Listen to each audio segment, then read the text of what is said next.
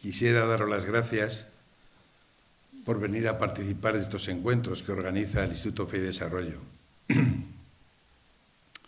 Pero también quiero darle las gracias a estos compañeros jesuitas por invitarme a compartir con vosotros una reflexión en la que vamos a hablar de la vida, de los sentimientos y de las personas. Cuestiones que me han preocupado siempre y que ahora, jubilado ya de una profesión que me ayudó a vivir y me enseñó a comprender a los demás, sigo intentando profundizar para conseguir definitivamente llegar a ser Miguel. Desde luego que vaya día que habéis ido a elegir, después de la noche electoral y de todo el follón que hemos tenido. La gente discutiendo, esto para mí, esto para ti, a ver a quién invito, con quién me colaboro, con quién no colaboro, qué me das para colaborar. ¿Veis lo mismo que yo? También. Os aseguro que mi reflexión ya estaba hecha antes de las elecciones, pero me da la impresión, un poco lo insinuaba también Miguel Ángel, me da la impresión de que en este país cada día se va haciendo más necesario caminar por este otro sendero, el sendero de la reconciliación, que, como os digo, nos hará mujeres y hombres mucho más libres. Vamos a ello. En estos 3 días, ya os ha contado él, vamos a hablar de 3 escenarios diferentes sobre la reconciliación. Y yo hoy lo voy a hacer, me toca ser el primero, y lo voy a hacer con 2 pretensiones iniciales. Una, que va a ser reflexionar con vosotros sobre esta sociedad que estamos montando y la necesidad de reconocer y superar los miedos que nos impiden llegar a ser, aceptándonos capaces de ello. Somos capaces de aceptarlo. Después, sí querría señalar una serie de actitudes y fortalezas que todos poseemos dentro de nosotros y que podrían ayudarnos a procurar reconciliación si somos capaces de desarrollarlas. La segunda pretensión que tenía era la de no aburriros demasiado. ¿Para qué? Pues para que sobre todo salgáis hoy de esta sala con las ganas de escuchar mañana y pasado a 2 personas mucho más ricas, mucho más interesantes que yo, y que os presentarán otros 2 escenarios más actuales, más amplios y más sabrosos. Os esperaré los próximos días. Bueno, si a lo largo de esta exposición alguno de vosotros pues no ha entendido algo o quisiera aclarar algo o no estuviera de acuerdo con algo de lo que yo he dicho, de verdad no tengáis inconveniente en levantar la mano y alguien os acercará un micrófono y me interrumpís. En todo caso, supongo que al final de la ponencia esta, de la charla, supongo que al final nos quedará un tiempo para el diálogo. ¿De acuerdo? Pues venga, vamos a ello. Voy a empezar compartiendo con vosotros mi agradecimiento por todas esas experiencias vividas con mucha gente muy cercana a mí, padres, hermanos, amigos, profesores, muchos de vosotros que estáis hoy aquí, María, nuestros hijos, gente que a lo largo de los años me habéis ayudado a descubrir lo importante que es dar gracias. Dar gracias cada día por la vida. Y daros gracias también porque entre todos vosotros me habéis enseñado que de verdad es posible llegar a ser nosotros mismos.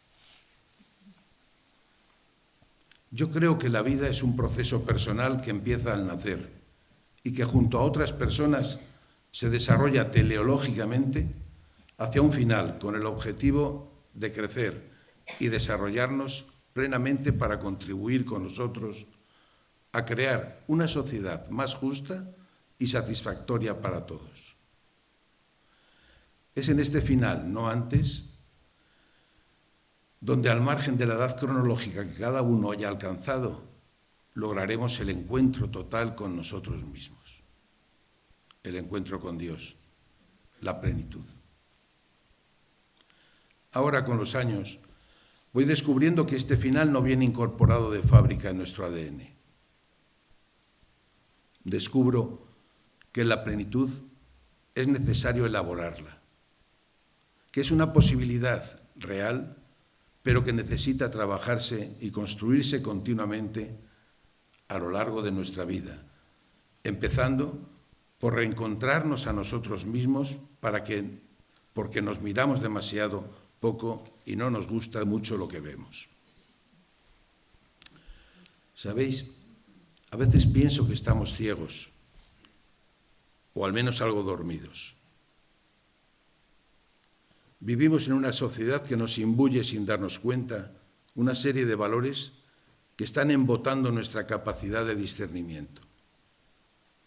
Una sociedad que, demasiado insegura de sus progresos técnicos e intelectuales, desprecia los valores personales del sentir y del ser, en la medida en que no son eficaces a corto plazo para mantener unas estructuras que necesita inamovibles porque no resisten que se le pregunten por qué es. Estamos creando una sociedad, creo yo, que preconizando la libertad individual como valor supremo, prescinde del encuentro personal como elemento de realización.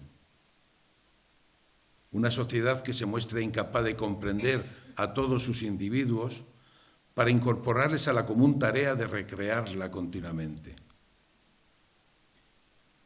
Una sociedad profundamente insolidaria que, no valorando el encuentro personal y primando tan acentuadamente los derechos individuales, está consiguiendo que cada uno se preocupe de sí mismo sin atreverse a mostrarse ante los demás y escondiéndose sin pararse a pensar que nuestro éxito vital está precisamente en el ser con otros. Despertemos de una vez. Vivir en esta sociedad nos resulta cada vez más difícil porque nos provoca contradicciones, afanes extraños y decisiones que no nos satisfacen del todo. Al final, lo que acabamos haciendo sin darnos cuenta es falsear la realidad para intentar superar el gran miedo que nos aplasta de no conseguir el aprecio de los demás. Nuestra gran y paralizante obsesión es conseguir ser aceptados, que nos quieran. Y para ello llegamos a distorsionar nuestra forma de estar en el mundo, empezando a mirarnos solo el ombligo y discurriendo cómo les gustaría a los demás que fuera.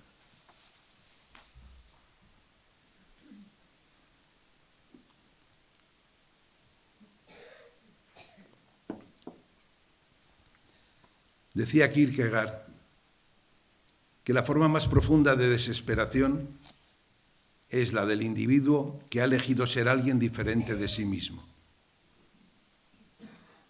Esta es la trampa en la que caemos sin darnos cuenta.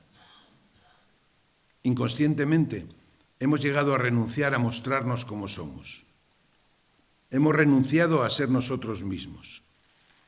Y desde esa desesperación kierkegaardiana resulta casi imposible construir una persona coherente y positiva que sea capaz de embarcarse en la vida con libertad para elegir cómo hacerlo. Desde que nacemos y a medida que nos vamos desarrollando, con la intención de intentar acoplarnos a esta sociedad que nos adormece, vamos elaborando una serie de subterfugios que nos ayudan a eliminar la angustia de vivir y la ansiedad que nos provocan los sentimientos de culpa que generamos. Reconciliarse, dice la RAE, es volver a las amistades, atraer y acordar los ánimos desunidos. Necesitamos empezar a reconciliarnos con nosotros mismos para poder elegir como objetivo prioritario de nuestra vida ese volver a amistarnos, atraer y acordar, poner el corazón, nuestra propia realidad en vez de ponerlo en un deseo imaginado y ajeno a nosotros, que vamos elaborando poco a poco al no aceptarnos como somos y relegar nuestra verdad al fondo del armario. Demasiadas veces estos miedos nos impiden asomarnos limpiamente a nuestro interior y nos dificultan el descubrir esas disculpas que nos proponemos a no encontrar el sentido de nuestra vida. Mecanismos de defensa le llaman los técnicos.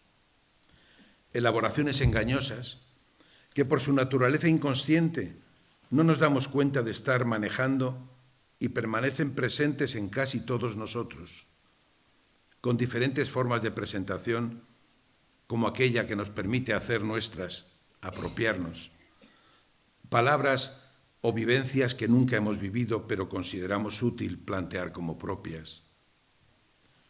O cuando en ocasiones proyectamos sobre los demás emociones, experiencias e incluso ideas que nos angustian demasiado para liberarnos momentáneamente de la ansiedad que nos generan. También somos capaces de modificar el tono de algunos impulsos que nos surgen espontáneamente y nos parecen poco aceptables, sublimándolos, de forma que puedan ser socialmente asumibles, aunque así dejen de dar nombre a nuestra propia realidad y dificulten más el enterarnos bien de quiénes somos verdaderamente cada uno. Otros mecanismos más conocidos como la racionalización o la represión, lo que pretenden es anular deseos súbitos e imperiosos, alienando otra parte importante de nosotros. Todos estos mecanismos, en el fondo, lo que van haciendo es brindarnos un refugio donde escondernos tras un yo ideal y fantástico que hemos soñado y que nos aleja muchísimo del auténtico yo que en realidad somos y hemos de llegar a conquistar para conseguir ser. Reconocer y aceptar que existen estos mecanismos de defensa dentro de nuestra mente dormida y algo programada es el primer paso para empezar una transformación profunda de corazón que nos lleve a darnos cuenta de la enorme distancia que hemos ido estableciendo entre ese sueño imaginado, sin ningún criterio mejor que la preocupación por gustar o la de no destacar, en todo caso, y el auténtico yo que casi siempre nos cuesta tanto aceptar, probablemente porque no nos gustemos o por ese otro temor que nos paraliza a menudo, el miedo a la libertad, que ya señalara Erich Fromm hace poco tiempo, poco antes de que yo naciera. Reconciliarse con uno mismo es empezar a reducir esa distancia establecida entre nuestro yo ideal y nuestro auténtico yo.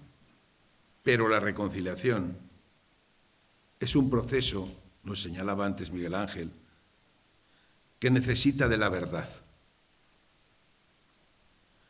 y de una consciencia lúcida de nuestro comportamiento.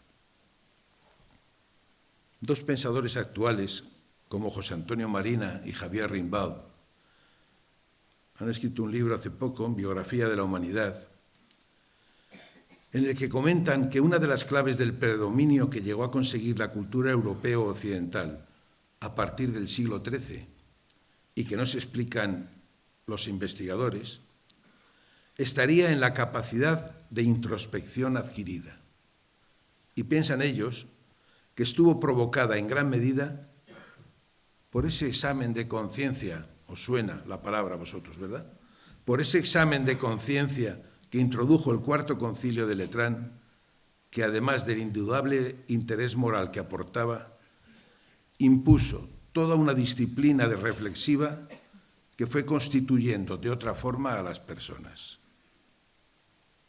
Es verdad. La reconciliación con nosotros mismos necesita del examen de conciencia. ¿Para qué?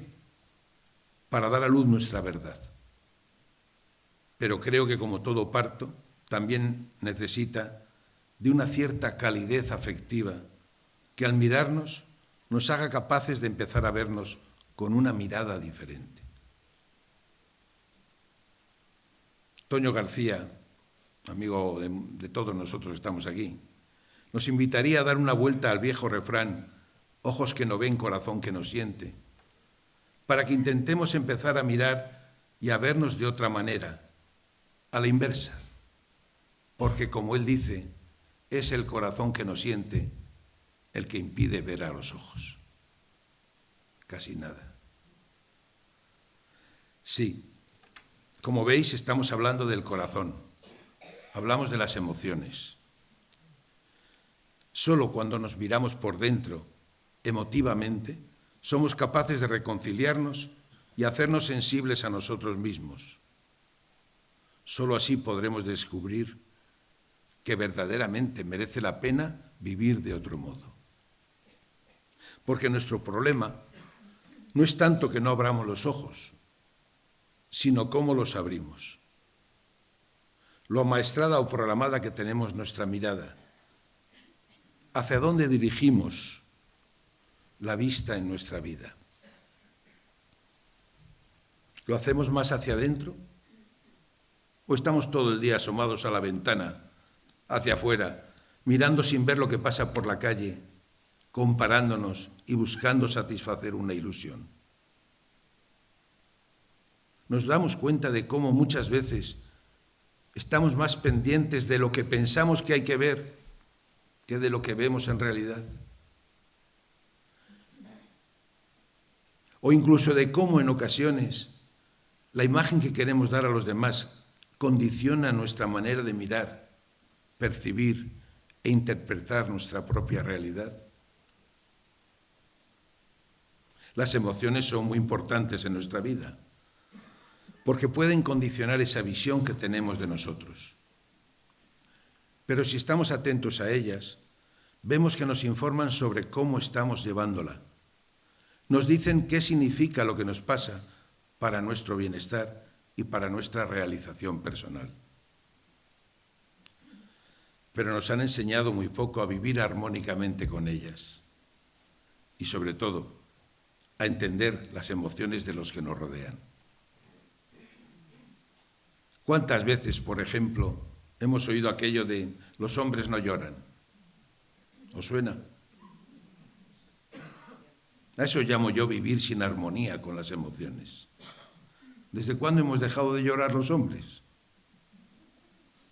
Vivir armónicamente con ellas sería reconocerlas y aceptarlas, para llevarlas amablemente con nosotros, pero sin dejar que nos dirijan.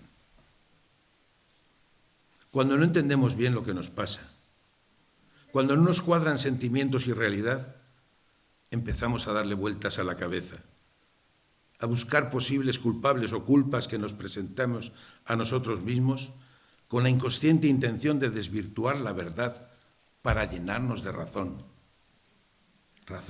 quizá, de justificaciones que ya intuimos que no nos valen, pero que nos van incapacitando irremediablemente para percibir nuestras conductas erróneas y acaban por hacernos mostrar soberbios o iracundos, cuando no perezosos y envidiosos del bienestar ajeno. En lugar de permitirnos reconocer que en el fondo yo soy parte del problema. Siempre. Nosotros somos la parte importante del problema. ¿Cuánto nos cuesta aceptarnos? Es verdad. Ser conscientes de nuestras equivocaciones nos provoca remordimientos, autorreproches, censuras, una continua insatisfacción. Una sensación que no es más que el resultado de un sentimiento de culpabilidad neurótica y real, y muy egocéntrica, es decir, falsa, que nos encierra en nosotros mismos, llevándonos hacia un perfeccionismo un tanto narcisista que conduce con frecuencia hacia un trágico final. ¿Recordáis el caso de Judas? al darse cuenta de su traición, termina solo, desesperado y suicidándose. En realidad, por unos falsos sentimientos de culpa, que no es capaz de analizar tranquilamente y perdonarse para después pedir perdón él mismo.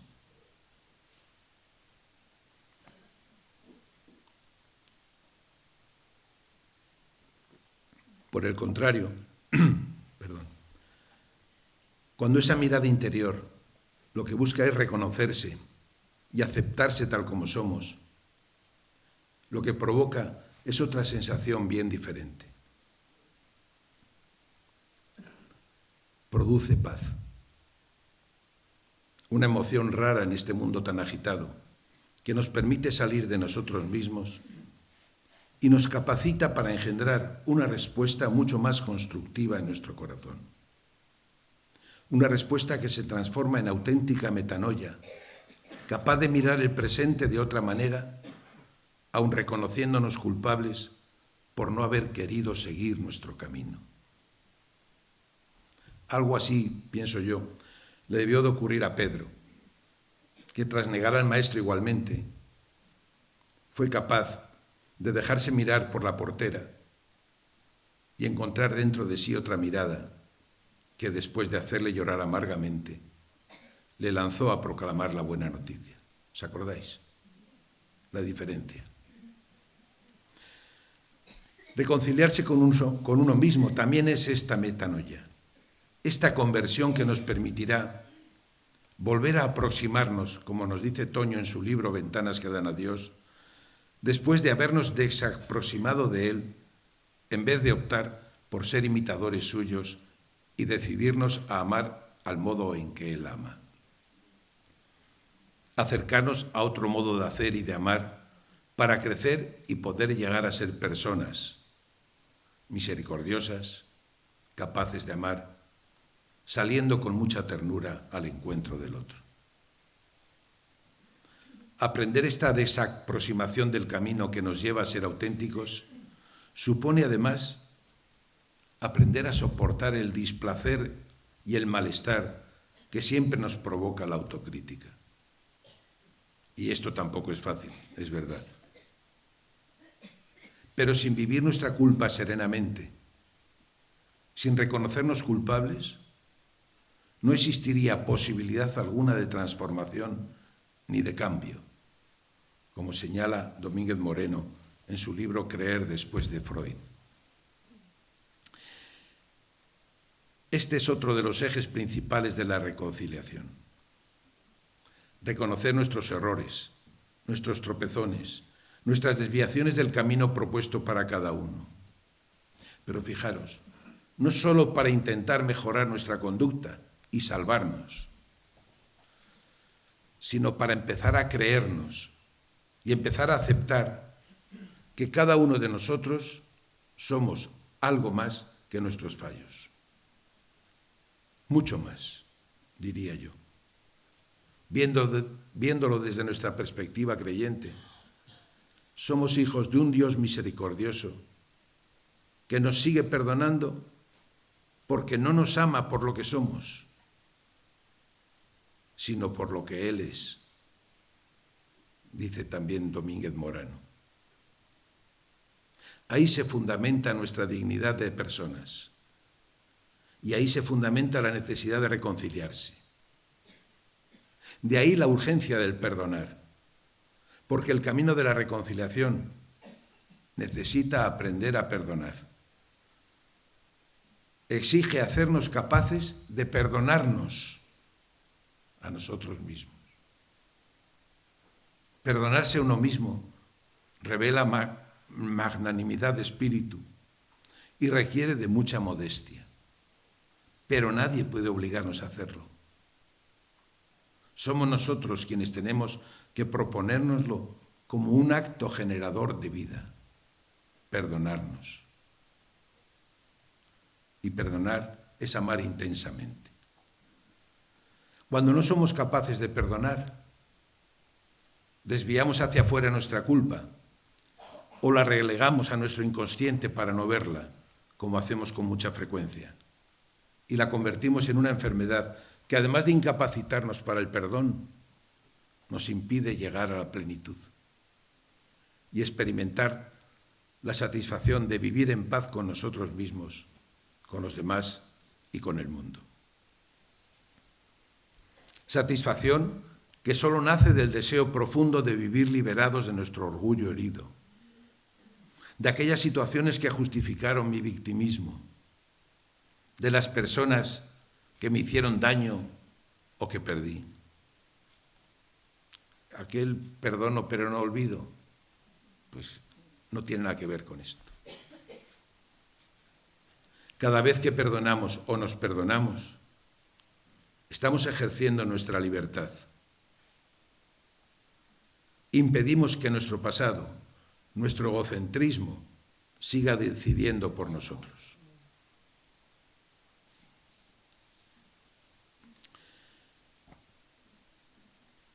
Os decía al empezar que en esta última parte de mi propuesta pretendía señalaros algunas actitudes y comportamientos que todos podemos, y creo deberíamos, desarrollar para facilitar la reconciliación con nosotros mismos. Y sobre todo, para intentar llegar a ser libres, en plenitud. Señalaré únicamente 5 o 6, para no aburriros. En primer lugar, una de ellas sería estar muy atentos, para darnos cuenta de cómo negamos nuestra realidad, descubrirnos en el engaño y, encontrándonos con otros, predisponernos a saborear que nuestra realidad es bastante más rica y trascendente y nos permite aceptar al otro como un elemento indispensable para nuestra propia conversión. Estar muy atentos a nuestro interior para encontrarnos con los demás. Abriendo la puerta yo a nuestros partícipes de Recíncola, he aprendido que cuando nos dejamos cuidar, empezamos a sentirnos aceptados y queridos. Desde esta experiencia, suelo decir a nuestros voluntarios que, aun siendo muy importante la tarea que les proponemos realizar con los inmigrantes y los desfavorecidos, enseñarles al español, darles un café, proporcionarles algo de ropa o de comida, lo que importa es, sobre todo, que hagamos la tarea que sea de forma que ellos puedan llegar a experimentar esa sensación de sentirse alguien, queridos y acompañados, aceptados y cuidados en un mundo tan difícil todavía para ellos. Sí, promover cuidados y dejarnos cuidar provoca una gran disminución de conflictos y nos facilita la reconciliación y el encuentro personal. Pero junto a este dejarnos cuidar, sería bueno desarrollar otro comportamiento importante para caminar en reconciliación. Muchas veces, tras nuestro examen, nos quedamos en un reiterado mea culpa que no conduce a nada. Es importante dejarse acompañar por alguien que nos ayude a descubrirnos también capaces de lo bueno. Esto es lo que nos permite poner en marcha mecanismos reparadores de nuestro ser y alejarnos de falsos sentimientos de culpa que solo nos llevarían a destruir también eso bueno que hay en cada uno de nosotros. Tened la libertad suficiente y, sobre todo, la fuerza personal de pedir acompañamiento espiritual, no solo religioso, y dejaros acompañar para ser más capaces de descubrir qué hay en nosotros que nos está impidiendo llegar a ser lo que somos, así como para encontrar prioritariamente aquello otro que nos permite seguir creciendo.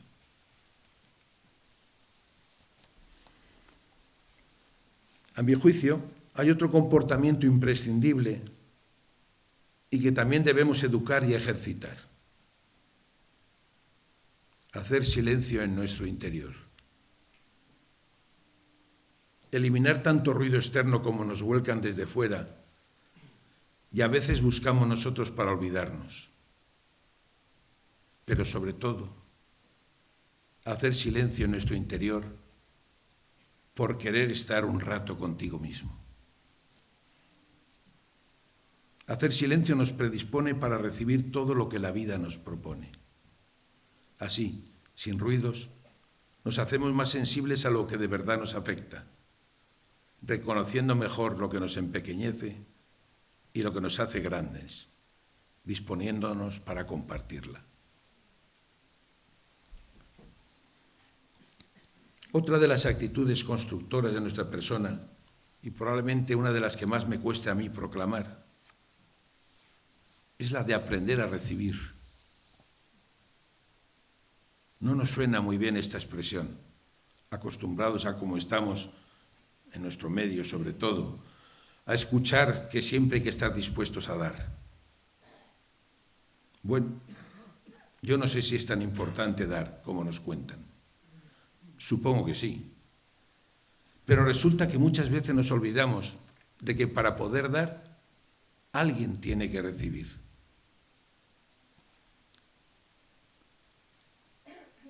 Y habitualmente esta parte del encuentro siempre se la brindamos al que tenemos enfrente.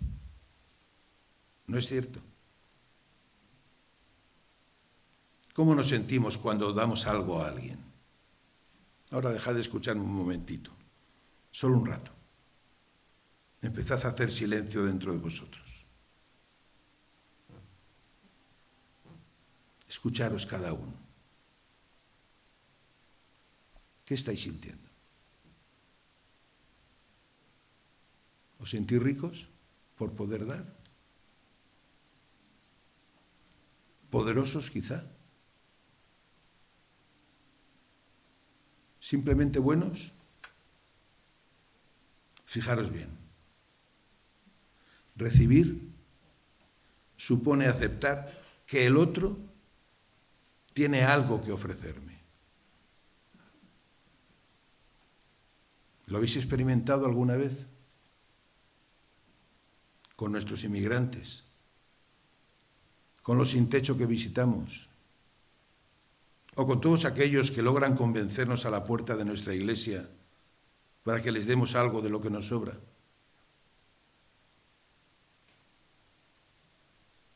Recibir exige mirar al otro para descubrir qué es lo que yo puedo necesitar de él y ser capaz de pedírselo con humildad. Esto sí que es difícil con los pobres. Pero es lo que abre nuestra capacidad de sentirnos personas, de sabernos igual que el otro, de comprometerme con su propia historia. Yo os invitaría a todos a que sigáis haciendo lo que ya hacéis con todos ellos y os darán las gracias muchas veces. Pero me gustaría invitaros a que a partir de ahora, cuando volváis a encontrarosles, donde sea, además, intentéis por un momento mirarles a los ojos y les digáis gracias. Sí, gracias. En voz alta o en silencio todavía. Dile gracias por haberme hecho capaz de descubrir que yo tengo algo que te puede servir a ti. Un bocata, unas monedas, una idea, una sonrisa o una mano. ¿Os lo imagináis? Intentadlo. Al final, todo este aprendizaje del proceso, del camino de la reconciliación, nos va llevando indudablemente a afrontar y desarrollar en nosotros una última actitud que quiero señalaros. Otra fortaleza nuestra. Un comportamiento exclusivamente humano y auténticamente generador de vida, que también tenemos que educar y necesitamos aprender muy dentro de nuestro corazón.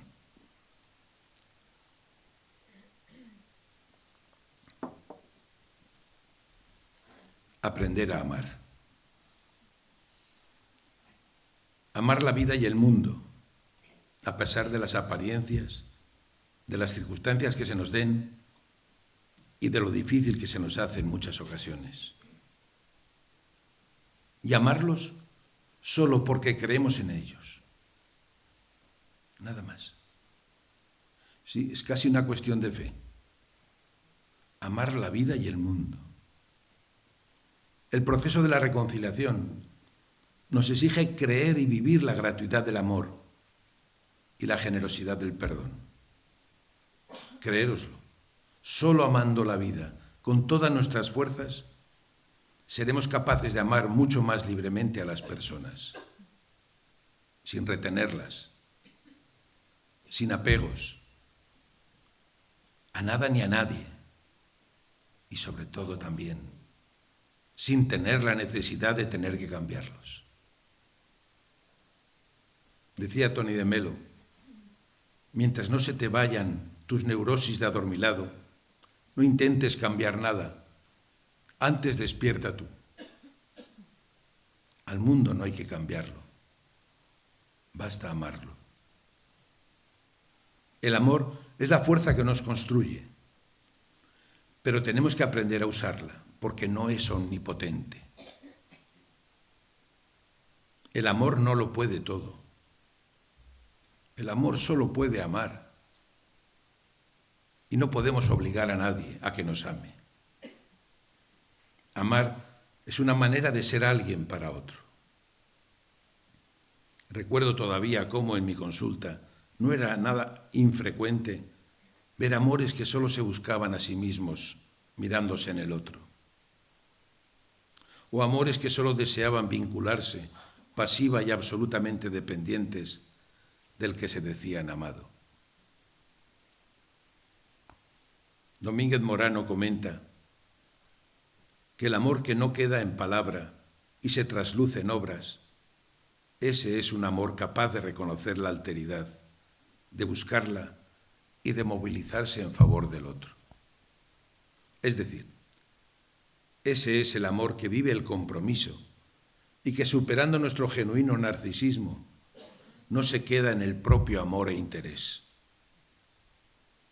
Es un amor que sabe que nunca lo es todo para nadie y que por eso acepta que tampoco nadie puede ser todo para él. Amar, en definitiva, no es enamorarse. Amar es esforzarme por ver cómo eres tú y comprenderte y aceptarte tal cual eres. Termino ya, de verdad. Reconciliarse con uno mismo, pues, viene a ser crear las condiciones adecuadas, el ambiente necesario dentro de nosotros, para que florezca y se promueva esa actitud positiva que todos llevamos dentro y nos permite desarrollarnos, creando un entorno de libertad que nos empuje a tomar la decisión personal de elegir otra manera de vivir, dejando de ser yo para llegar a ser un nosotros. La buena noticia, como señala Hanskin en sus 20 tesis sobre ser cristiano, es que al final será este amor en servicio el que nos lleve a todos a ser en plenitud, capaces no solo de aceptar todo lo bueno y lo verdadero que llevamos dentro, sino también de integrar y superar lo no bello, lo no humano, todo lo negativo que vivimos, sin excluir el dolor, la culpa, la muerte y el sinsentido. Muchas gracias.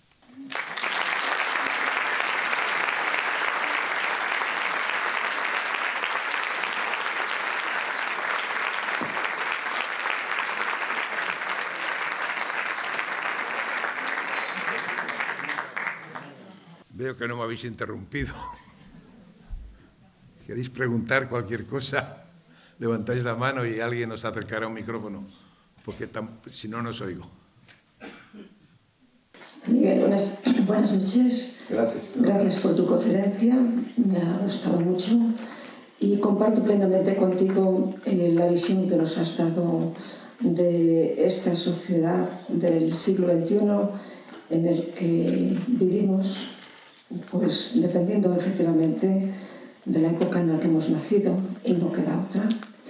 Yo quisiera más o menos llevarte a esta parte al principio que nos has dicho que realmente para acoplarnos a este tipo de sociedad pues vamos creando en nosotros unos subterfugios, nos has dicho, y que estos subterfugios que para dar el do de pecho delante de los demás y, no sé, quedar bien, efectivamente, que es imagen la que realmente hoy cuenta, todos lo sabemos, has trasladado diciendo que esto nos llevaba a crear unos sentimientos de culpabilidad, te he querido entender. Entonces, ¿me podrías aclarar, porque tengo en el interrogante, este sentimiento de culpabilidad o estos en plural, qué podría ser, por favor? Gracias. Sentimientos son, es decir, son afectos, son emociones. Lo que pasa y lo que tienen es que están basadas y fundamentadas en un equívoco, que es el subterfugio. Si yo imagino que quiero ser o que no quiero ser, si yo, en vez de ver la realidad, intento imaginarme cualquier otra cosa, al final las cosas no me salen bien nunca. Si yo creo que puedo ahora correr una carrera de 100 metros, y hay muchos que se lo imaginan, pero no se entrenan para ello, al final no pueden correrla y fracasan. A esto me refiero. Los fracasos que provocamos nosotros mismos, no porque no podamos, sino porque no sabemos cómo llegar o no sabemos cómo centrarnos en la realidad auténtica que nos rodea y en la nuestra propia. A eso intentaba yo, no sé si te parece la respuesta adecuada. Y entonces, claro, produce cuando fracasas, cuando no llegas, estás siempre insatisfecho, produce insatisfacción.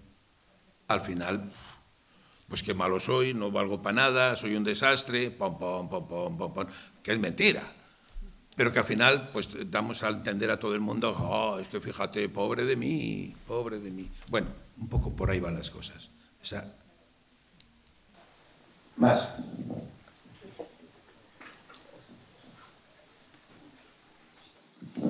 Quería confirmar, a ver si he captado la idea correcta. Entonces, la reconciliación con el otro me pide primero reconciliarme con mí misma, con mi forma de ser, pero bueno, eso se dice muy pronto, ¿no? Sí. Porque creo que todos estamos llenos de miedos, temores, culpas, inseguridades. Entonces, este sería un proceso de 2 etapas. Primero, por lo que he escuchado, encontrarme con mi verdadero yo interior, despejando la maleza de la sociedad contemporánea y las exigencias de la vida del contexto actual. Luego, con ese panorama más o menos diáfano, ya estaría capacitada para acudir al encuentro con el otro. ¿Es de 2 pasos o hay algún atajo? Gracias. Sí, hay muchos atajos, todos los que buscamos todos los días, y así estamos, de insatisfechos en general. Quiero decir, no hay atajos, evidentemente. Y claro, no puedo yo reconciliarme con el otro si no estoy reconciliado conmigo mismo. Pero no porque sea un paso primero o segundo, sino porque mientras yo no me reconcilio conmigo mismo, estoy viendo falsamente la realidad. Y si yo me asomo falsamente a la realidad, me equivoco, meto la pata. al final no soy capaz de construir algo en libertad. Entonces, para ser libre de elegir lo que yo quiero ser, tengo que saberme bien. Y saberme bien es tentarme, es sentirme, es también conocerme, es hacer ese examen de conciencia verdadero de nosotros. Que no es estar continuamente dándole, bueno, ya me metí la pata, no sé qué, fíjate, ¿qué es lo que hacemos? Yo creo que, bueno, pues no es el camino. Claro que requiere tiempo, es lento, toda una vida. Yo creo que voy llegando ya a ser Miguel. Me siguen llamando psiquiatra y ya no lo soy. Hace mucho que no lo soy, que lo dejé de ejercer y que eso fue un ejercicio precioso para mí. Pero quiero llegar a ser yo. Quiero llegar a encontrarme en plenitud. Más. En esto de conocernos a nosotros mismos, lo primero, lo veo fundamental. No te veo, ¿dónde estás? Ah, ya te veo. Soy pequeña. Perdona. En esto de conocernos es fundamental, pero lo veo difícil. Y sobre todo, a veces, ciertas personas, sobre todo madres de familia, donde nos volcamos tanto que perdemos nuestra identidad por esa familia, ¿qué podemos hacer para reconocernos y vivir lo nuestro, nuestra vida? Esa es mi pregunta. Cuando nos hemos volcado en la familia, yo creo que podemos volcarnos en la familia, pero nunca podemos dejar de ser nosotros.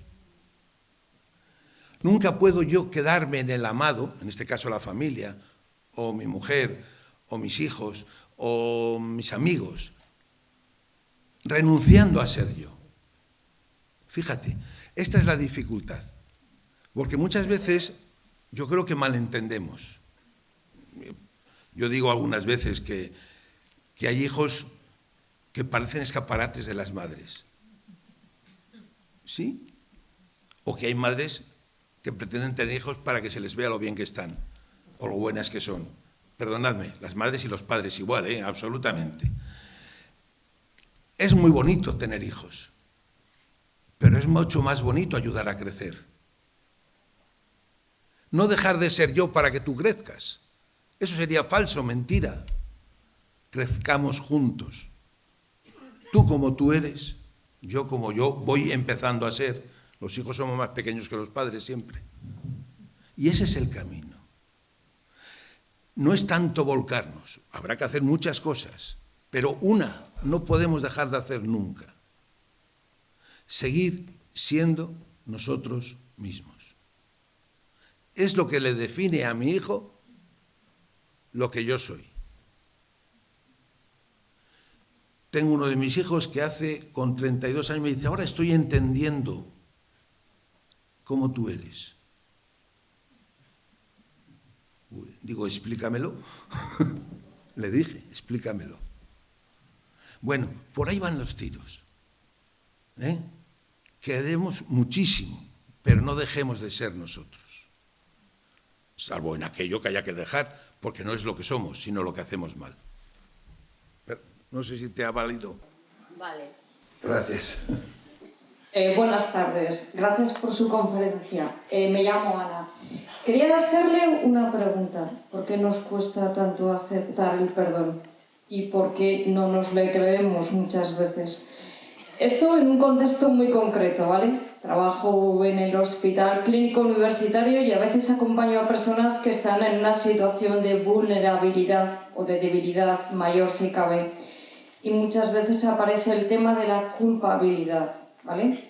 Y los enfermos, algunas personas me han comentado o me han dicho que ese sentido de culpabilidad como que no les deja vivir. Y yo les digo, desde mi experiencia personal, que Dios perdona siempre y que cuando Dios perdona, olvida.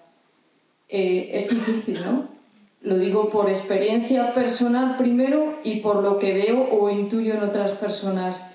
Y segundo, usted me va a corregir ahora, quizás, ¿no? Pero entiendo que a veces el perdón no se recibe o no se cree porque la idea que tiene uno mismo de cada uno es muchas veces muy negativa.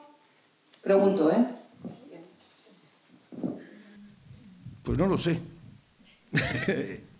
Y digo, si es por esa idea negativa que tenemos de nosotros mismos. No lo sé. Lo del perdón va más relacionado con la generosidad. Entonces, el que tiene una imagen muy negativa de sí mismo, ya se sabe que no es generoso y que no sé qué. Yo el perdón lo pongo más en relación con la generosidad, con la capacidad de entender y comprender al otro. Tú esto lo sabes muy bien por tu trabajo y por tu experiencia en el hospital. El otro día nos presentaban aquí un libro, no sé si estuviste tú, y pues te lo recomiendo, Más que salud, donde plantea todas estas cosas, ¿no? Lo presentaban dos compañeros sanitarios, ¿no? Fíjate, yo creo que el perdón es un acto absolutamente generador de vida. Porque no se trata de olvidar o no olvidar. La vida no se olvida. Lo que hace al perdonar es no recordarla en el sentido negativo continuamente. Esto es lo que yo también insinuaba en un momento dado, ¿no? Yo creo que el perdón es la base fundamental que nos constituye y nos construye. En nuestro marco cristiano, los que seáis, aquí creo que somos la mayoría, evidentemente, yo decía, citando a Morano, Dios no nos ama por lo que somos, nos ama porque Él es así. Esto es lo que tenemos que llegar. Esto puede ser una herejía, pero es lo que tenemos que llegar a ser. Capaces de amar tanto que el perdón sea lo más natural, al margen de lo que hayamos hecho.